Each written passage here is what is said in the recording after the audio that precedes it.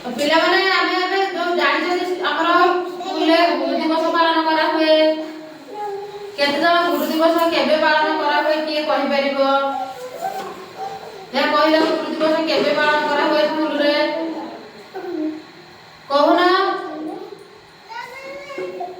କୁହ ଗୁରୁ ଦିବସ କେବେ ପାଳନ କରା ହୁଏ? କେହି କହିପାରିବ ନାହିଁ? ଗୁରୁ ଦିବସ କେବେ ପାଳନ କରା ହୁଏ?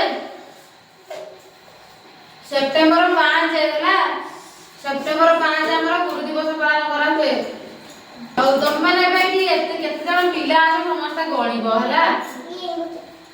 ଏବେ ଗଣିବ ସମସ୍ତେ କେତେ ଜଣ ପିଲା ଅଛ ହେଲା।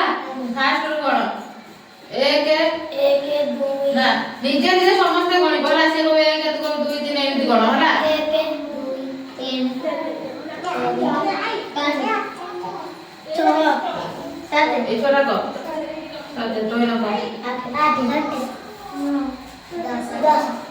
আর কেতে জଣ পিলা অছ?